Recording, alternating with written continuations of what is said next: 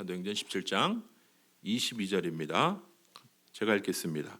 바울이 아레오바고 가운데 서서 말하되 아덴 사람들아 너희를 보니 범사에 종교심이 많도다. 내가 두루다니며 너희가 위하는 것들을 보다가 알지 못하는 신에게라고 새긴 단도 보았으니 그런즉 너희가 알지 못하고 위하는 그것을 내가 너희에게 알게 하리라. 24절입니다. 우주와 그 가운데 있는 만물을 지으신 하나님께서는 천지의 주제시니 손으로 지은 전에 계시지 아니하시고 또 무엇이 부족한 것처럼 사람의 손으로 섬김을 받으시는 것이 아니니 이는 만민에게 생명과 호흡과 만물을 친히 주심이시니라.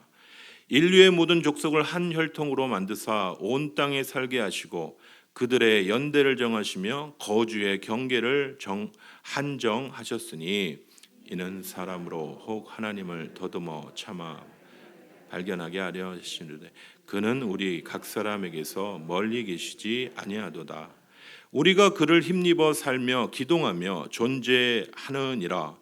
너희 시인 중 어떤 사람들의 말과 같이 우리가 그의 소생이라 하니 이와 같이 하나님의 소생이 되었은즉 하나님을 금이나 은이나 돌에다 사람의 기술과 고안으로 새긴 것들과 같이 여길 것이 아니니라. 30절입니다. 알지 못하던 시대에는 하나님이 간구하셨거니와 이제는 어디든지 사람에게 다 명하사 회개하라 하셨으니 같이 읽겠습니다. 이는 정하신 사람으로 하여금 천하를 공의로 심판하실 날을 작정하시고 이에 그를 죽은 자 가운데서 다시 살리신 것으로 모든 사람에게 믿을 만한 증거를 주셨음이니라 하니라. 아멘. 우리 말씀 받기 전에 잠시 기도하시겠습니다. 하나님, 오늘도 우리에게 주실 말씀을 통하여 귀한 은혜가 있게 하여 주시옵소서. 오늘 특별히 스승의 주일로 기념하여 같이 드립니다. 하나님, 귀한 교사들의 수고들을 기억하여 주시고 높은 산은 되지 못할지라도 낮은 오름직한 산으로 우리의 삶을 교사로 드리는 이 일들이 얼마나 귀하고 아름다운지, 그러나 매 순간 매 주일 교사로 부지런을 떠나는 것들은 참으로 힘든 고역일 때가 많습니다. 그러나 나의 삶을 통하여 예수를 닮고 예수 닮은 교사로 그렇게 다음 세대를 세워나가는 일들은 너무 가치 있는 일인 줄 믿습니다. 다시 한번 오늘도 이 귀한 예배 가운데 각 처에서 교사로 수고하는 한 분 한 분의 수고를 기억하여 주시고 우리의 다음 세대가 죽어가는 우리의 다음 세대가 아버지 하나님 다시 한번 주의 말씀으로 수고하고 헌신하는 주의 교사들과 우리 보조교사 선생님들, 우리 귀한 말씀을 전하는 사역자들과 귀한 우리 고문, 우리 귀한 성도들 한 분 한 분의 기도를 통하여 우리의 교육부가 온전히 서나가는 귀한 은혜가 몸된 교회 가운데 있게 하여 주시옵소서. 오늘도 주 앞에 나와 예배케 하여 주심을 감사합니다. 각처에서 주님의 보호하심과 인도하심을 경험하다 오늘도 함께 나와 예배케 하신 주님, 오늘 우리의 드리는 예물을 받아 주시옵소서. 우리의 마음과 헌신을 받아 주시옵소서. 열의 하나를 구별하며 감사의 예물과 각기 선교의 예물과 장학 예물을 구별하여 드립니다. 이 예물이 사용되는 곳에 하나님의 영광이 드러나게 하여 주시옵소서. 오늘 또 스승의 주일로 함께 예배드리는 귀한 우리 한 사람 한 사람에게 오늘 예비하신 주의 은혜로 함께하여 주시고 오늘도 함께한 귀한 백성들, 우리를 향한 하나님의 뜻을 붙잡는 이 귀하고 놀라운 이 5월 셋째 주 귀한 예배가 되게 하여 주시옵소서. 감사드리고 예수 그리스도의 이름으로 기도합니다. 아멘.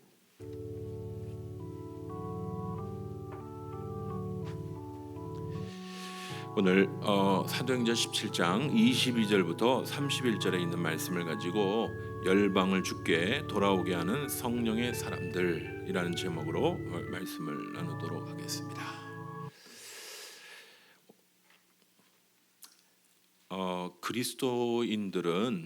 그리스도인들은 이 민족적인 감정을 넘어서 그리스도의 사람으로 이 다른 나라, 다른 민족을 볼 수 있어야 하겠습니다. 그런 면에서 일본은 우리 한국 사람에게 참 가깝지만 너무 먼 나라인 것이죠. 제가 이제 대학 진학하고 유럽 여행을 다닐 기회가 있었는데 그때 이제 1990년대였었는데 이 유럽 대부분의 호텔에 이제 숙박하는 숙박객들의 나라 국기들이 걸려 있는데 그 나라 국기 중에 일본 국기가 가는 호텔마다 다 걸려 있었습니다. 그만큼 일본은 경제적으로 우리나라보다 한참 앞서 나가는 나라입니다. 그랬던 나라였습니다. 하지만 과거에도요, 이 경제적으로는 아주 선진국이었지만 늘 주변 나라에 피해를 주는 눈총을 받는 나라였죠. 특별히 최근 이 아베 수상이 집권한 이후에 위안부 문제로 끝까지 사과하지 않는 문제예요. 이렇게 그런 모습을 보인다든지 한국에 대한 경제 제재를 통해서 한국 무역을 마비시키려 이게 약할 때 이런 모습을 보이는 거예요. 강할 때는 이런 모습 안 보입니다. 이게 지금 따가운 눈총을 더 한국 사람들한테 받고 있습니다. 잃어버린 20년을 되찾으려고 일본이 아주 아둥바둥하고 있는데 지금 일본은 초고령 사회로 벌써 진입이 됐고 시스템 곳곳에 이제 빨간불이 켜져 있는 그런 상태라고 합니다. 어찌 보면 세계 최고, 예전에 소니 TV, 그죠? 토요타, 일본의 1등이 아닌 게 거의 없었는데 세계 최고를 자랑하던 그들이 지금 일종의 지금 무너지고 흔들리고 있는 그런 상황. 사실 이 일본 사람들을 바라보면서 이 한국 사람들은 이 민족적인 한이 있기 때문에 축구 경기에서도 꼭 이겨야 되고, 그죠? 이렇게 흔들린다고 하니까 속으로 예스 이렇게 쾌재를 부리고 있지 않나 모르겠습니다. 하지만 그리스도인은요, 일본을 그리고 그런 다른 나라들을 바라보면서도 이 역사적인 상한 감정을 넘어서 오늘 주님이 돌아오도록 부르시는 죄인이다, 한 영혼으로 바라봐야 하는 것이죠. 그들도 하나님 앞에 돌아와야 할 죄인이니까. 오늘 사도행전 15장은요 바울의 이 두 번째 전도 여행을 기록하고 있습니다. 우리는 지난 주일 이 스데반 집사의 처형 장면을 우리가 살펴봤는데요. 그 이후에 긴 시간이 흘렀음을 꼭 기억을 해야 합니다. 여러분, 스데반의 실패는 실패가 아니었죠. 왜냐하면요, 스데반의 처형 장면에서 이교도의 처형 장면을 당연히 여기던 한 청년이 서 있었는데 그 청년이 다메섹으로 가는 길을 통해서 길에서 호련히 빛을 보고 예수 그리스도께서 그를 부르심을 경험하고 놀라운 회심을 하게 되죠. 누구죠? 사도 바울이. 여러분, 최근에 회심하신 이 이어령 교수의 회심 이 사건에 비교할 수 없는 엄청난 사건입니다. 여러분, 이 이혼 그리고 암투병으로 갑자기 이제 하늘나라로 떠난 그 딸이죠. 따님이신 그 이민아 목사라는 분의 참 아버지 제발 신앙생활 하세요. 내가 이혼도 경험해요. 똑똑하기로 소문난 그런 변호사였는데 암투병으로 그렇게 먼저 가면서 그 아버지 앞에 아버지 예수 믿으세요. 기도와 사랑과 헌신. 그래서 이 아버지가 변했어요. 예수 믿고 변했어요. 그리고 그분이 쓴 글을 보면요, 저 같은 평범한 사람들이 전하는 메시지하고는 깊이가 달라요. 정말 기독교가 이래서 중요하고 얼마나 큰 일을 하는지 모르겠습니다만은 여러분, 이 바울의 회심은 이 이어령 교수의 회심과 비교할 수 없는 엄청난 사건이 됩니다. 바울의 회심으로 하나님의 이 놀라운 계획 속에 있는 이 바울의 회심으로요, 이 유대 지역 중심으로 복음이 전해졌던 게 이제 이방인 중심으로 변경이 되고요. 뿐만 아니라 땅 끝까지 복음이 증거될 수 있는 기회가 되었던 것이죠. 바울은 이 안디옥이라는 지역에 있는 안디옥 교회의 파송으로 이제 1차 전도 여행을 떠났고요. 그리고 어려움과 핍박이 있었지만 성공적으로 1차 전도 여행을 잘 마쳤습니다. 그리고 2차 선교 여행을 떠나게 된 것이죠. 오늘 1차 선교 여행 후에 사도행전 16장을 보면요, 그는 이제 그 터키 지방 위쪽을 부르는 이름이 이제 아시아, 소아시아, 마이너 아시아 이렇게 부릅니다. 소아시아라고 부르는데 지금 현재 터키 지방이 이제 북쪽 지방을 부르는 말입니다. 이 그쪽까지 이 변방까지 이 복음을 증거하기 원했습니다. 아마 이제 에베소라는 지역 중심으로 이제 복음을 편만하게 다 전하고자 하는 그런 의도가 있었던 것 같습니다. 그런데 성령께서 이 바울을 오늘 돌이키신 사건이 있었습니다. 오늘 읽은 부분의 앞부분입니다. 잘 따라오시기 바랍니다. 오늘 사도행전 16장 6절에서 7절 보면요, 성령이 아시아, 우리가 사는 아시아 말고 터키 지방의 북쪽에 있는 아시아를 얘기해 소아시아라고 부릅니다. 아시아에서 말씀을 전하지 못하게 하시거늘 그들이 부르기아와 갈라디아 땅으로 다녀가 무시아 앞에 이르러 비두니아로 가고자 애쓰되 누가요? 예수의 영이 허락지 아니하는지라. 사도 바울이 밤에 또 환상을 보게 됩니다. 이 마게도냐, 이 헬라 사람들의 환상을 보게 되는 것이죠. 밤에 환상이 바울에게 보이니 마게도냐 사람 하나가 서서 그에게 청하여 이르되 마게도냐로 건너와서 우리를 도우라 하거늘. 이 사도 바울이 정서적으로 보면요, 바다를 건너기만 하면 되는데, 여러분 터키와 이 그리스는 바다만 건너면 됩니다. 지금도 이제 터키 지방 여행하시면 보스포러스 이제 해협이라고 해서 다리만 건너면 돼요. 그래서 터키가 원래 아시아와 유럽을 잇는 관문, 이스탄불이라는 도시가 그런 도시인데 건너기만 하면 돼요. 그런데 마게도냐가 정서적으로는 어떻게 보면 접근하기 어려운 지역처럼 바울이 느꼈던 것 같습니다.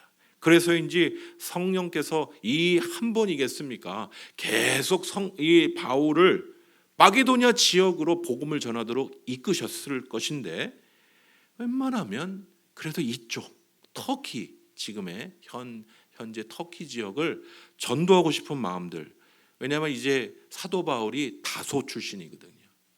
자기 고향 지역이기도 하고 그 지역을 전하길 원하였던 마음이 있었는데 오늘 사도 바울이 오늘 마게도냐 사람, 그러니까 헬라 사람을 얘기하죠. 헬라 사람들을 향하신 하나님의 계획하심과 환상을 보고 그 행선지를 바꾸게 되는 것입니다. 사랑하는 성도 여러분, 오늘 우리도 주님께서 우리를 정서적으로, 지리적으로, 문화적인 어떤 경계를 넘어서 복음을 전하라고 우리에게 말씀하십니다. 성령께서 환상을 보여주시면서 그들에게 가서 복음을 나누라고, 제자를 삼으라고 말씀하고 계시는데요. 우리 동서중앙교회가 품어야 할 이 마게도냐 사람들은 누구일까요? 이번 주에 저는 이 목숨을 건 일본 사랑 러브 소나타라는 이 책을 좀 보았습니다. 이 책은 작고하신 이 하용조 목사님의 일본 사역에 대한 글입니다. 늘 지병이 많았던 하용조 목사님은 일본으로 병을 치료하기, 말년에 일본으로 병을 치료하기 위하여 떠났는데 거기에서 하나님께서 일본을 향한 하나님의 사랑을 이분에게 보여주신 거예요. 그분이 이렇게 말합니다. 어느 날 하나님께서 저에게 일본을 품으라고 말씀하셨습니다. 일본을 사랑하고 일본을 위해서 기도하라고 거듭 말씀하셨습니다. 저는 누군가를 오랫동안 사랑하고 보살필 만한 건강이 허락된 사람이 아닙니다.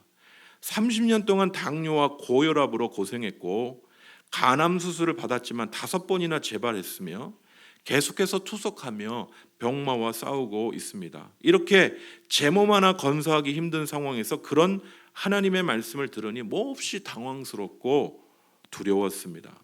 그렇지만 일본을 향한 하나님의 사랑이 너무나 컸습니다. 하나님께서는 계속 저에게 강조하셨습니다. 갈등과 고통의 벽을 넘어라. 건강의 한계를 넘어서라. 먼저 화해의 손을 내밀어라. 그리고 사랑의 파도를 만들어라. 이게 귀한 우리 하 목사님에게 주신 하나님의 마음이었어요. 저는 한 주간 이 책을 보면서 어떻게 한 개인, 한 교회 공동체가 자신들의 지역성, 자신들의 민족성을 넘어서서 다른 사람들에게 복음을 전할 수 있는가 스스로 질문을 던져 보고 물어보았던 시간을 가졌습니다. 여러분, 같은 말을 쓰는 같은 민족 사람들한테도 복음 전하는 거 어렵다고 얘기하는 요즘인데요. 우리는요, 주님이 원하시는 한 영혼을 향한 이 당찬 도전을 어떻게 우리가 해갈 수가 있겠습니까? 그 답은요, 성령님께 순종하는 것입니다. 오늘 우리에게 말씀하시는 성령의 음성에 순종하는 것. 오늘 모인 동서중앙교회 공동체가 내 앞에 닥친 문제에만 매달리고 요즘 돈 좀 나왔다, 내가 오늘 돈 쓸게, 내 앞에 당한 일에 좋아하고 혹은 이거밖에 안 나왔어, 그러지 말고 우리 동서중앙교회 공동체를 부르신 사명이 뭡니까? 우리를 부르셔서 잃어버린 영혼 구원하도록 부르신 사명, 제자 삼으라는 사명, 지금 우리 공동체에게, 우리 교회 공동체에게 말씀하시는, 세상이 너무 시끄러워서 주님이 세밀하게 말씀하시는데 듣지 못하는 그 우리가 들어야 될 세미한 음성이 무엇인지 성령이 말씀하시는 음성에 귀를 기울여야 돼요. 여러분, 우리의 상황도 중요하지만 우리에게는 먼저 그의 나라와 그의 일을 구하라고 하셨기 때문에 그런 거죠. 여러분, 기도의 자리에 머무시는 사랑하는 성도들 되시기를 간절히 소원합니다.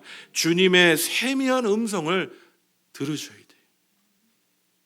나라와 민족 우리 각자를 향한 주님의 뜻을 보여달라고 구하셔야 합니다.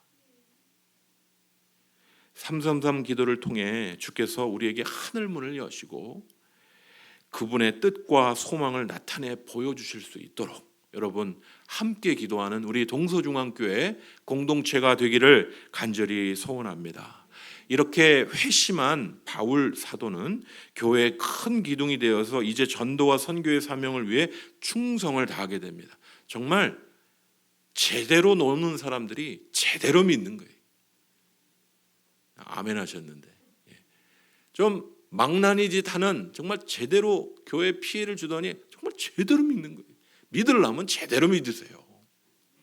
믿는 척하지 마시고. 이 사도 바울은요, 베레아에서 복음을 전하다가 유대인들을 피해서 지금 아테네로 이동을 하게 됩니다. 여러분, 그리스 아테네는요 고대 문명의 중심으로 지금도 그 신전 얼마나 관광객이 많은지 모릅니다. 사도 바울이 복음을 전하던 이 당시 아테네는요 그리스 로마 문명의 중심으로 헬라 세계의 중심지 역할을 하던 그런 곳입니다. 여러분, 로마는요 군사력으로 가는 지역마다 군사력으로 그 나라를 누르고 자신의 우방 친구 나라를 만듭니다. 너 우리 말 들을래? 오케이, 그러면 내가 너를 보호해 줄게. 이런 정책을 폈어요. 그런데 문화만은 자기 게 없으니까 헬라 문화를 그대로 수입을 했습니다. 그래서 로마 문명을 얘기하는 곳에 가보면 그 실체를 들여다보면 헬라 문명이에요. 그러니 이 헬라 사람들의 이 그 우월감이 어떻겠습니까? 어떻게 들여다보면요, 결국은 로마, 이 세계를 움직이는 로마의 문명이 자기네 어떤 문명이라는 자부심과 우월감이 있지 않겠습니까? 오늘 이 이 아테네로 불리는 이 아덴에 있는 이 사람들에게도 이런 문화적인 우월감들이 그런 표시로 다른 문화랑 우리 교류하자, 다른 문화랑 우리 한번 비교해서 더 좋은가 우리 얘기 나눠보자, 대화와 토론. 여러분, 너 자신을 알라. 우리 아무리 수업 시간에 줘라도 소크라테스는 알지 않습니까? 그죠? 소크라테스는 아시잖아요. 아리스토텔레스, 뭔 얘기를 했는지 모르겠지만 무슨 그런 텔레스 이런 많이 보셨잖아요. 그죠? 이 유명한 철학자들이 나온 이 헬라 문명이라는 어떤 자부심, 그러니까 그 문화에 대한 자부심을 가지고 다른 나라랑 비교해도 꿀릴 게 없는 거예요.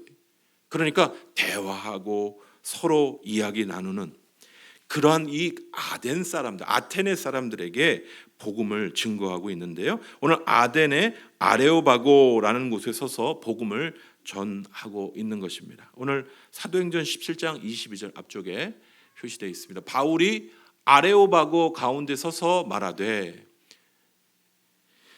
이 바울이 말씀을 전하는 이 아테네에서 이 아레오바고라는 이런 장소, 광장이 있었습니다. 이게 이제 광장 문화라고 하는데, 광장에서 모여서 사람들이 토론을 하고 자기 강연을 듣고 한번 네 얘기 한번 해봐라, 설명해봐라, 내게 설득력이 있나, 이런 광장 문화, 이게 이제 민주주의 그런 어떤 모델이 되겠습니다만은, 많은 사람들이 토론하고 대화를 나누던 그런 장소가 되겠습니다. 이 바울은요 상당히 전략적으로 이렇게 이제 지역을 전도했던 사람인데요. 이제 전도 여행을 할 때 이 터키, 지금 현재 터키 지방의 전략적인 지역은 에베소입니다. 에베소가 항구 지역이고 또 여러 지역으로 옮기기 쉬운 아주 그 전략적인, 어떻게 보면 게이트 시티라고 얘기하는 전략적인 도시인 거예요. 그런데 이 전략적으로 이 그리스 지방의 북쪽의 마게도니아, 아래 아가야라는 지방의 핵심은 어디냐? 바로 아테네와 고린도입니다. 그 지역이 전략적으로 중요한 도시. 그래서 바울은 이 고린도나 아덴을 중심으로 복음을 전하고 싶어 했을 것입니다. 결론적으로 말하면요, 이 북쪽 그리스의 마게도냐, 그리고 남쪽 그리스의 이 아가야라는 지방에, 특별히 이 아가야 지방에서의 전도 사역은요, 그 지역에서도 결실이 있긴 있었습니다. 뭐 경건한 헬라인들, 귀인들이 죽게 돌아오고, 여러분 잘 드러난 보셨죠? 아굴라, 브리스길라. 여러분 누가 남편이게요? 우리가 입으로 붙을 때는 브리스길라와 아굴라인데 누가 여자게요? 브리스길라예요. 그죠? 여자가 먼저 있죠. 순서를 좀 바꿔놨습니다. 아굴라와 브리스길라. 이 굉장한 동역자예요. 바울이 이제 돈을 벌어가면서 텐트를 이제 만드는 텐트 일을 할 때 같이 동역했던 동역자들인데, 이런 사람을 만나긴 했지만 이 아가야 지방, 그러니까 아가야가 아니고 이름이에요. 그 지역 이름이에요. 이 그리스의 남쪽 지방을 아가야라고 부르는데, 이 아가야 지방의 결과는 큰 열매가 없었습니다. 왜냐하면요, 이 아레오바고에 모여서 토론하고 새로운 종교에 대해서 이 배우기 원하는 사람들의 관심이 그 복음 자체에 있었던 게 아니고 뭔가 깨달으려고 종교적인 지적인 호기심이 그들의 관심이었기 때문입니다. 그는요 계속 아테네 사람들에게 말을 합니다. 아덴 사람들아, 너희를 보니 범사에 종교심이 많도다. 사도 바울은 아테네 사람들에게 아레오바고에 모여 철학을 논하고 새로운 종교에 대해서 배우려고 하는 것에 대해서 알지만, 폼나게 하려면 철학을 이해하기 못하는 건 아니에요. 그러나 바울이 전하는 것은 복음, 예수 그리스도의 복음을 증거한 것입니다. 여러분, 여기 종교심이 많다라는 표현이 나오는데요, 종교심이 많다라는 것은 이 종교성이 강해서 여러 대상에 대한 관심을, 한 대상에게는 만족을 못하는 거예요. 여러분, 아무리 이 지적인 어떤 호기심이 대부분은 여러 대상에 대한 관심이지 한 대상에 대한 관심을 갖지는 않는 거죠. 그러니까 다양한 대상, 다양한 종교에 대한 관심을 갖고 이렇게 표현을 합니다. 여러분, 사회가 발전할수록 이런 다원주의적인 경향들이 많이 생깁니다. 이것저것도 나쁘다고 말하지 말자, 이렇게 얘기하죠. 나쁜 건데 나쁘다고 얘기하지 말자. 다원주의 사회니까. 산을 올라가는 길에는 여러 길이 있으니까. 이와 같이 헬라 사람들은요, 한 분 하나님에 대한 믿음을 가진 게 아니고 참된 신이 누군지를 모르니까 이것도 한번 찔러보고 저것도 한번 찔러보고, 이 신에 대해서도 논해보고 저 신에 대해서도 논해보고, 이 사상도 좀 들어보고 저 사상도. 그게 어떻게 보면 학문 연구에는 좋은 그런 것이 되겠지만은 하나님을 만난 사람에게는 옳지 못한 것이죠. 오늘 23절 보면요, 이 알지 못하는 신에게라는 제단을 만들 정도로 이렇게 다양한 관심을 보였던 것입니다. 이 사도행전 17장 23절 앞쪽에 보시면요, 내가 두루 다니며 너희가 위하는 것들을 보다가 무슨 신에게요? 무슨 신? 신의 이름이 무슨 신이라고요? Unknown God. 알지 못하는 신. 신을 뭐 하나님, 뭐 부처, 뭐 알라 이렇게 써놔야 되는데 이름을 뭐 붙이기는 붙여야 되는데 잘 모르겠는 거예요. 뭐 부처는 놨는데 여기다가는 그냥 모르는 거 다 몰아서 unknown God, 모르는, 알지 못하는 신. 되게 좀 관대한 것처럼 보이지만 뭐 하는 짓입니까 이게? 그죠? 알지 못하는 신에게 뭐하러 제사를 드려? 알지 못하는 신인데 그 신이 나한테 무슨 도움이 된다고?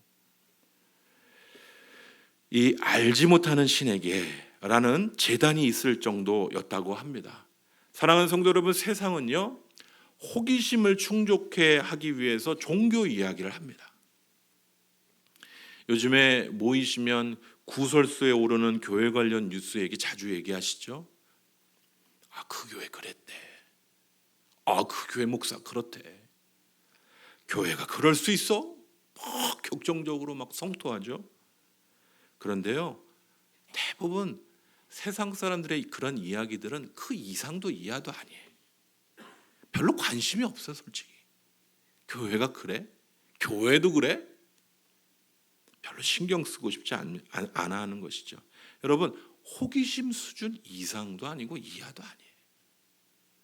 이 아덴의 헬라 사람들도 역사적으로 소크라테스, 아리스토텔레스와 같은 철학자가 나온 문화적인 배경을 가진 사람인데 뭐 배우는 거 좋아하고, 요즘 뭐 저도 배우는 거 좋아하고, 우리 성도님들도 뉴스를 얼마나 잘 아시니. 목사님 이거 오늘 비 와요. 그럼 어떻게 그렇게 권사님 정보가 빨라요. 엄청 빨라. 어디서 뭐 확진자가 나왔. 요즘은 정보력이 우리 권사님들, 우리 장로님, 우리 집사님들이 더 빠릅니다. 저보다도 더 빨리 하세요. 뭐 배우는 건 좋죠. 그런데요, 여러분, 내가 발견한 확실한 진리에 목숨을 거는 사람들은 아닌 거예요. 이 아덴 사람들은 갈팡질팡하는 거죠. 그러나 사랑하는 성도 여러분, 이 복음은요 호기심을 위한 게 아닙니다. 여러분, 호기심으로 하나님 믿어보시려고 오신 분 있어요? 복음은요 삶을 뒤집어 엎는 진리입니다. 오늘 오신 분 중에 그래? 나는 아내 따라왔는데 아내 따라 천국 못 가세요. 여보, 나 천국 갈 때 나 당신 붙잡고 갈래. 치마를 잡아당겨 치마가 내려갑니다. 우스갯소리해서 죄송한데 잡고 못 가요. 내가 스스로 만나야 돼요, 그 주님을. 우리 아내, 우리 애들 붙잡고 천국 못 가요, 절대. 내가 스스로 믿어야 돼.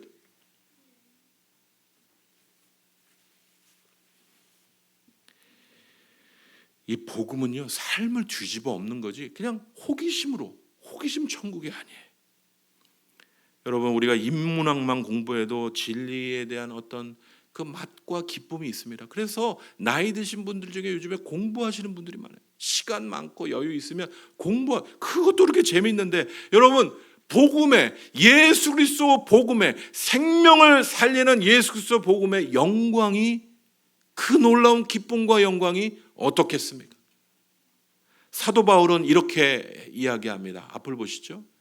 고린도전서 1장 22절과 23절. 유대인들은 표적을 구하고 헬라인은 지혜를 찾으나.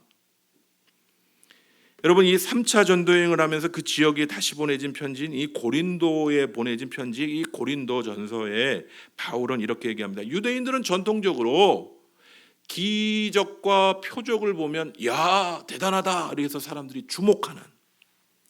그런데 헬라 사람들은 어떻다고요? 여기 지혜로운 말이 있구나. 어떻게 저렇게 말을 잘해?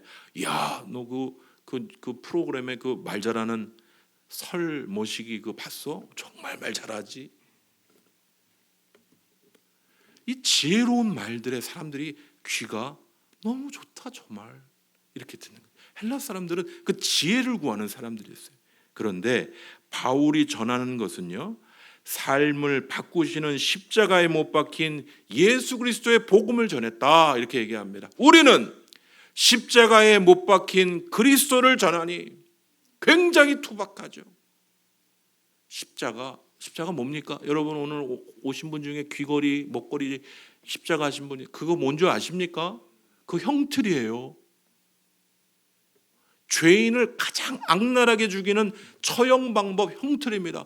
여러분, 형틀을 목에 메고 형틀을 귀에 걸고 다니시는 분들이 뭐 이뻐요, 뭐 전혀 안 이쁩니다. 그 형틀이에요. 우리는 왜 십자가를 사랑할까요? 십자가에 달리신 예수님 때문에 사랑하는 거죠. 여러분, 우리는 호기심 때문에 교회에 나와 있는 분들도 계시지만은 이 십자가에 못 박히신 예수를 전한 바울과 같이 그분에게 집중하는 이유가 무엇이겠습니까? 이 아덴 사람들의 호기심을 충족시키지 못할지라도 바울은 자신이 만난 십자가에 못 박힌 예수 그리스도의 복음을 포기할 수가 없었던 거예요. 사람들이 보면 아주 거리끼고 미련해 보이는, 어디 여행을 갔는데 화장실이 뚝 떨어져 있는 옛날 푸세식 그런 느낌, 십자가 굉장히 구린 그런 느낌. 그러나 이 십자가가 우리를 바꾸는 진리가 됨을 여러분 아십니까? 예수 그리스도의 십자가를 경험한 사람들은 놀라운 삶의 변화를 경험하게 되는 것이.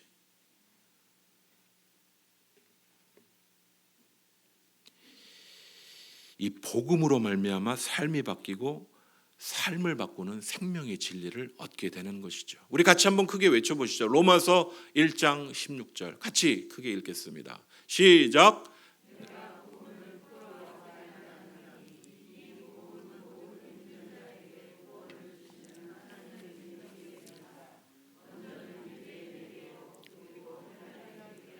이 사도 바울이 복음 철학하면 좀 폼나잖아요. 그리고 유대인들이 구하는 기적과 표적은 폼이 나잖아요. 사람들이 막 고쳐지고, 지금도 어느 집회에서는 예배 모임하면 막 이빨이 금이빨로 변해. 막 사람들이 막 웃고, 막 기적과 표적이 나타나면 막 하나님이 우리 가운데 있는 것처럼 보이잖아요. 그런데 바울은 뭐만을 전했다고요? 오직 예수 그리스도의 십자가. 예수 그리스도의 십자가가 뭐 그렇게 중요하길래? 여러분, 예수 그리스도의 십자가의 복음을 경험한 자는요, 구원을 주시는 하나님의 능력을 경험하기 때문인 줄 믿습니다. 바울은요, 호기심으로 여러 가지 것 중에 하나를 선택하려고 하는 아덴 사람들에게 나는 복음만을 증거한다. 복음이 사람을 바꾸고 변화시키고 그것 없이는요, 참 인생이 대단한 듯 보여도 허망한 인생입니다. 그 허망한 인생에게 하나님이 주시는 놀라운 하나님의 구원의 방법, 예수 그리스도의 십자가의 복음만을 전했던 것이죠. 여러분, 우리 한 사람 한 사람들이 이 종교적인 호기심, 이 어떤 만족을 위해서 종교를 관찰하려는 태도로 이 교회는 뭐 하나, 이 교회는 어떤 프로그램이 있나, 뭐 대단한 거 없습니다. 저희 교회 큰 교회보다 뭐 프로그램 많이 돌리는 것도 없어요. 여러분, 이런 태도는 내려놓으셔야 돼요. 복음을 개인의 만족을 위해 뭔가 얻으려고 하시면 안 됩니다.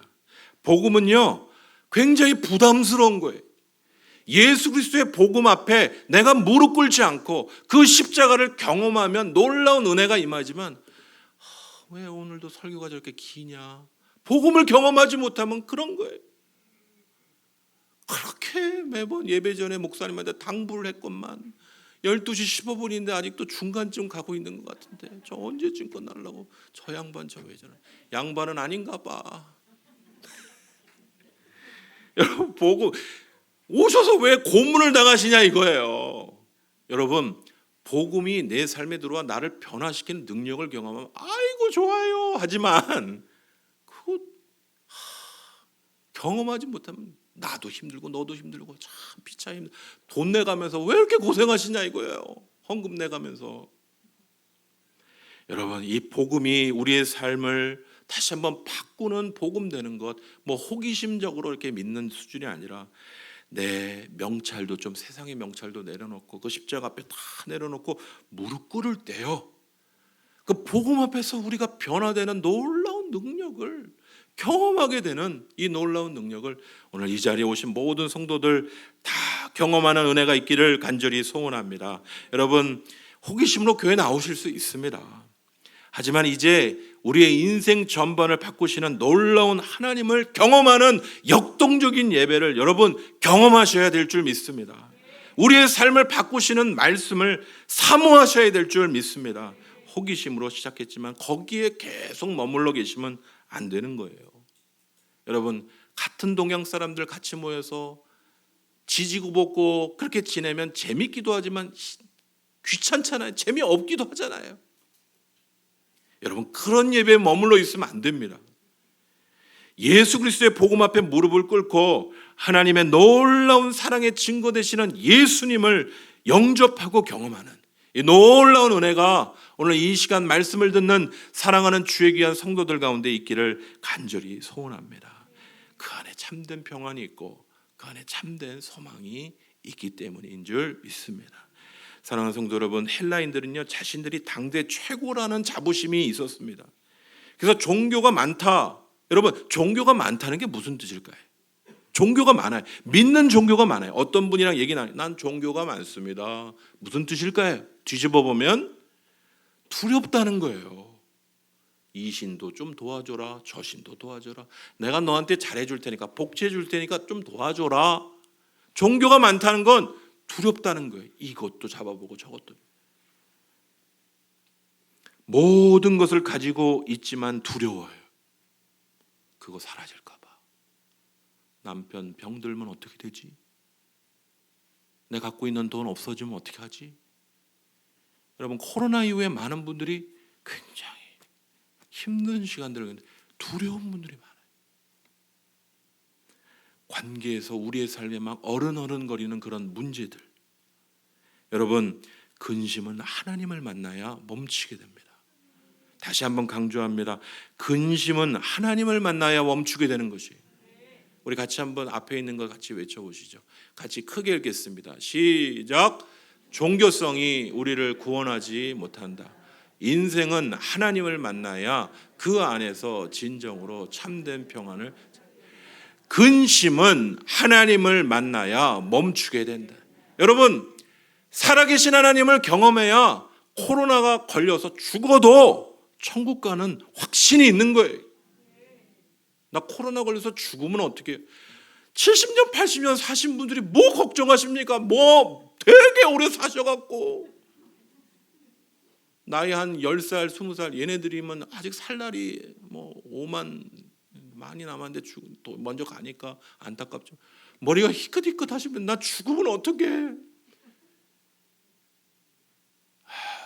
걱정 마세요. 제발 걱정하지 마십시오. 하나님 안에 뭐 두려워할 게 있습니까? 먼저 가면 할렐루야죠. 아멘이 별로 없으신데. 여러분, 근심은 하나님을 만나야 멈추게 되는 것이에요. 하나님을 온전히 만나면 근심이 떠나요. 내 하나님 믿는데 죽으면 어때? 하나님 살게 하시면 기쁘게 사는 거지. 하나님 만나는 사람은 삶의 가치가 달라요. 여러분, 세계 최고라고 부르는 이 일본을 향해서 이 러브 소나타라는 전도 여행 중에 이 하용조 목사님이 이런 도전을 합니다. 일본이 살아야 아시아가 삽니다. 일본이 살아야 세계가 살아납니다. 일본은 1등 국가인데 예수 그리스도에 관해서도 마찬가지입니다. 만약 예수님이 일본의 주인공이 되면 일본은 온 세상의 구원과 행복에 공헌할 수 있을 뿐 아니라 아시아 전체를 변화시킬 수 있습니다. 오늘 일본을 굉장히 싫어하시는 분은 이런 얘기 들으면 굉장히 마음이 언짢으실 수 있는데 저는 일본이 이렇게 됐으면 좋겠어요. 복음으로 이렇게 변화됐으면 좋겠어요. 저 사람들도 예수 만나, 우리가 만난 예수 만나 그들도 그렇게 변화됐으면 좋겠어요. 여러분, 세계 최고라고 하는 일본이 지금 흔들흔들거리죠. 근데 그건 그들만의 문제가 아닙니다. 가계부채가 천문학적인 이 한국 괜찮아요. 여러분, 땅값의 거품이 꺼지면 여기저기 꺼져가는 탄식 소리가 들릴 겁니다. 여러분, 내가 지금 아무 문제 없다고 잘 나간다고 하는 이 생각들, 내가 최고라고 하는 이 생각들, 교회 그냥 호기심으로 그냥 인간적인 애정으로 다니는 것들, 여러분 다시 한번 인격적으로 예수 그리스도를 만나는 은혜가 사랑하는 주의 귀한 성도들 가운데 있어서 오늘 이 결핍의 시대 정말 주님만이 우리의 참된 소망입니다. 이번 주는 좀 나아질까? 주님만이 우리의 진정한 소망인 것이에요.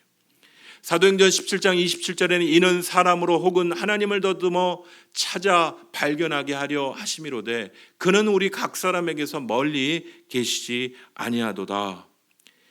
인간은요 진리 대신 하나님을 갈구하게 되어 있습니다. 인생이 자신이 유한하게 지어졌다는 것을 알아야 이 땅에 한정된 자원으로 살아보려고 하면 할수록 그 한정된 자원은 1.5V 건전지 수준이에요. 그거 한두 달 쓰면 떨어집니다. 지원금 한두 달 쓰면 떨어집니다. 생명의 근원을 의지해야죠. 한계 없이 쓸 것 같은 사람들에게도 물이 마르는 시대가 오는 거예요. 여러분, 풍요의 시대를 지나 궁핍의 시대로 가는 이 2020년 한국과 이 세계 가운데 여러분 절망의 이유가 아닙니다. 더 이상 이것은 이제 궁핍의 시대가 다가올 거야. 그건 막을 수 없는 일이지만 그건 절망의 이유가 아닙니다. 왜냐하면요 하나님을 찾는 자들에게는 소망이 있기 때문인 줄 믿습니다. 사도 바울은요 하나님을 더듬어 찾아 발견하도록 이 성경에 예수 그리스도를 우리에게 허락하셨다. 그 예수 그리스도는 우리 각 사람에게서 멀리 계시지 않다라고 말씀합니다. 오늘 예수 그리스도 앞에 무릎을 꿇고 자신의 한정된 자원을 경험하고 나는 더 이상 살 수 없어요. 주님 앞에 무릎 꿇는 모든 자들이 주 앞에서 놀라운 은혜를 얻기를 원하시는 것이죠. 오늘 사도행전 17장 28절은 우리가 그를 힘입어 살며 기동하며 존재하느니라. 우리는 주님 없이 살 수 없는 존재들이 겸손히 주님 앞에 무릎을 꿇는 자는 누구나 받아주시는 것입니다. 여러분 교회 구경꾼처럼 그렇게 구경하며 예배 다니시고 왔다 갔다 하지 마시고 정말 내가 어떻게 주님을 바로 믿을지 그 주님을 알기를. 저희 교회 교회 프로그램도 많지 않습니다. 어성경, 만화 기독교 강요, 셀 예배 많지도 않아요. 이런 것들을 더 주님을 깊이 알기를 소원하는, 그거 해도 되고 안 해도 되지만 주님을 더 깊이 우리가 그를 의지하고 살아가는 우리 사랑하는 성도들 되시기를 간절히 소원합니다. 여러분 하나님이 나를 향한 계획 보여주면 내가 믿고 따르마라고 얘기하시는 분들이 있는데요. 우리 한번 같이 크게 외치고 오늘 말씀을 정리하도록 하죠. 요한복음 3장 16절 같이 크게 읽겠습니다. 하나님이 세상을 이처럼 사랑하사 독생자를 주셨으니 이는 그를 믿는 자는 멸망하지 않고 영생을 얻게 하려 하심이라. 여러분 예수 그리스도를 통한 하나님의 이 놀라운 계획을 경험한 자, 진리를 경험한 자는 오늘 그 안에서 놀라운 정체성, 그 가치, 그 안에서 이기고 승리하게 되는 것입니다. 말씀을 정리하도록 하겠습니다. 저는요 올해 이 상반기에 이 코로나로 인해서 모든 일들이 올 수도 없던 이후에 하나님 정말 모든 걸 다 막으시더라고요. 그리고 교회에서 기도만 하게 하시더라고요. 하나님 뜻이 뭘까? 우리 동서중앙교회가 참 서울 동쪽 끝에 서 있는 작고 아담한 그런 전통적인 교회인데 창립 40주년을 위한 계획을 다 잡아놨는데 모두 올 수도 없고 모두 올 수도 없고 그리고 기도만 하게 하시는 여러분 하나님이 리셋, 재조정 여러분 부팅이라고 하죠. 컴퓨터는 뭔가 안 돌아가면 부팅을 다시 돌리듯이 재조정의 시간인 거예요. 지금은 여러분 미래를 두려워하고 내일을 걱정하는 사랑하는 귀한 성도 여러분 주님 앞에 재조정의 시간을 갖는 우리가 주님 앞에 엎드려 기도하고 이 재조정의 시간 앞에 우리 교회가 어떻게 서야 합니까? 우리 가정이 어떻게 서야 합니까? 우리 민족이 어떻게 서야 합니까? 주님 앞에 기도의 끈을 잡아야 하는 것입니다. 오늘 우리를 향한 세미한 음성으로 너희를 향한 뜻이 이것이다 알려주시는 것이 무엇인지 붙잡아야 하는 것입니다. 오늘 마게도냐 사람들처럼 우리에게 건너와서 우리를 도우라고 부르는 그 영혼의 절규가 있음을 여러분 배가 기울어져서 바다로 꼬꾸라져 들어가는데 기울어져 가네 기울어져 여러분 한민족으로 그런 얘기하면 안 돼요. 세월호 저거 정치적 이런 얘기하면 안 됩니다. 배가 기울어져 가는데 사람이 그 가운데 갇혀 있는데 어찌 그런 얘기를 합니까? 누구의 탓이고 이런 걸 떠나서 너무 안타까운 일이다. 그 안에 갇혀 있는 영혼들 얼마나 아플까? 어떻게 사람으로 그걸 정치로 몰아갑니까?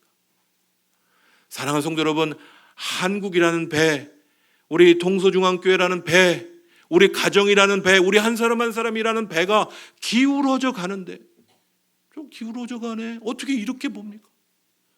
누군가는 절규하고 안 돼! 절규하듯 기도해야 되는데 기도 소리가 없어요. 여러분, 이 재조정의 시간, 여러분 지금 우리는 어찌 보면 태풍의 눈을 지나고 있는지 몰라요. 요즘 괜찮아요 목사님, 돈도 나오고 태풍의 눈이 지나가고 어떠한 일이 우리에게 다가올지 몰라요. 여러분, 기도하는 자만이 이 다가올 엄청난 환난의 시간 앞에 주님 부인하고 예배도 없고 목사님 바빠요 전화하지 마세요 이런 시대가 다가올지도 모르는데 기도해야 됩니다. 기도해야 돼. 기도하는 자만이 말씀대로 이기고 승리하게 되기 때문인 줄 믿습니다. 여러분, 겟세마네 동산에서 예수님 기도하셨죠? 여러분, 그때 자던 제자들 어떻게 잠자다 일어나 보니까 이상한 일들이 막 칼을 휘둘고 다 도망가고 잠자면 안 돼요. 우리 앞에 다가올 미래를 위해서 기도의 줄을 잡아야 됩니다. 다시 한번 눈을 바짝 뜨고 제가 다시 한번 부탁드립니다. 기도의 줄을 잡으십시오. 목사님, 저희 남편이 자꾸 아파요. 기도의 줄을 잡으십시오.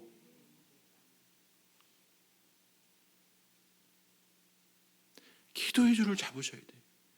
저는 제 기도를 하고 교회를 위해서 기도하지만 각자의 기도는 본인이 하셔야 되는 거예요. 목사님이 기도하면 그거는 가톨릭적인 기도의 개념이고요. 여러분의 기도는 여러분이 하셔야 되는 거예요. 오늘 특별히 스승의 주일을 맞이해서 우리가 참 주님처럼 참고 기도하는, 기다리는 그러한 교사의 모습으로 다음 세대를 향한 교사의 이 품어야 될 이 마음은요, 참 밑 빠진 독에 물 붓기 시기일 때가 많습니다만 여러분, 결코 주님 안에서는 이건 실패가 아닌 것입니다. 여러분, 오늘 사랑하는 교사 선생님 한 분 한 분이 우리를 부르는 마게도니아 사람들과 같은 환상을 보고 선생님, 그렇게 보이는 교사들이 되기를 간절히 소원합니다. 우리 아이들이 기도 중에 보이는 거예요. 이 아이가 이번 주에 왜 안 나왔지? 사랑하는 성도 여러분, 우리에게 보이는 이 마게도니아 사람들, 이 열방을 주께 돌아오게 하는 이 사명을 우리가 받았음을 기억하고 이 기도의 싸움을 멈추지 말아야 하겠습니다. 여러분, 지난주에도 잠깐 말씀드렸지만 코로나19로 국내에 들어와 있는 선교사님들 많이 계신데요, 저는 선교여행 못 가도 그분들 위로하고 격려하면 좋겠다, 그런 생각이 듭니다. 여러분들을 위해서 기도해 주시기 바라고, 지난번에 우리 선교 부흥회 때 오셨던 우리 김상숙 권사님, 우리나라에 와 있는 외국인 노동자들, 우리가 먼 곳에 가서 주의 복음을 전하지 못해도 우리 근처에 와 있는 외국인 노동자들 예수의 이름으로 돕고 섬기는 일들 감당하는 것이 열방을 주께 돌아오는 우리를 부르신 주의 사명 아니겠습니까? 우리 교회가 열방을 돌아오게 하는 이 사명을 받았음을 잊지 말고 안일함과 게으름의 자리에서 벗어나서 성실함으로 주님이 맡겨주신 사명을 감당하는 귀한 은혜가 있기를 간절히 소원합니다. 우리 이 시간 같이 기도하시겠습니다. 오늘 조금 사담이 기른 것 용서하시기 바랍니다. 주님 앞에 우리 기도할 것은요, 우리에게 허락하여 주신 이 마게도니아 사람들, 저 사람들 물에 빠져 죽네, 어찌 그렇게 봅니까? 세월호에 빠져 들어가는 그 아이들을 어찌 그렇게 봅니까? 저 아이들이 하나 둘 건너면 다 우리의 친척이고 우리 한민족인데 어찌 그렇게 봅니까? 동일합니다. 나라가 기울어져 가고 우리 교회가 기울어져 가고 우리 가정이 말씀의 은혜 가운데 기울어져 가는데 어찌 그렇게 봅니까? 절규하듯 기도 기도해야죠. 주님 돌아오게 해주세요. 우리 가정 말씀에 서게 해주세요. 우리가 잃어버린 영혼들을 주께 돌아오도록 부르심 받은 그 사명을 가진 교회임을 마게도니아 사람들이 우리 좀 살려주세요 부르짖는데, 너는 죽어라, 나는 내 삶을 즐기겠다. 어찌 그렇게 삽니까? 우리 다시 한번 이 말씀의 부르심 앞에 반응하는 우리 교회가 될 수 있도록 우리 이 시간 말씀 기억하시고 같이 합심하여서 기도하도록 하겠습니다. 하나님, 우리를 부르는 아버지 하나님 마게도니아 사람들의 그 부름을 다시 한번 기억하게 하여 주셔서 하나님 오늘도 아버지 하나님 배가 아버지 하나님 바다에 아버지 하나님 꼬꾸라지듯 아버지 하나님 죽어가는 이 민족, 죽어가는 이 민족의 교회, 아버지 하나님 죽어가는 이 민족의 가정들을 바라보며 어찌 아버지 하나님 두 손 놓고 저희들 아버지 하나님 바라만 볼 수 있사오니까, 오 하나님 열방을 주께 돌아오는 이 사명을 감당하는 오 스승의 주일을 맞이하여서 우리에게 맡겨주신 귀한 자녀들을 몸부림치며 그 영혼들을 주께 구원해내기 위하여 몸부림치는 우리 주의 교사들, 사랑하는 몸된 성도들 될 수 있도록 주여 인도하여 주시옵소서. 우리의 지리적인 특성, 우리의 감정적인 정서적인 특성을 넘어서 주님이 부르시는, 주님이 구원해내기 원하시는 그 모든 사람에게 예수의 이름으로 손을 내미는 그 우리에게 주신 마게도니아 사람들에게 손을 내미는 우리 동서중앙교회, 우리 사랑하는 종들 될 수 있도록 오 하나님 이 구령의 열정으로 타오르는 사랑하는 주의 백성들 되게 하여 주시옵소서. 그런 은혜가 있기를 간절히 소원하고 예수 그리스도의 이름으로 기도합니다.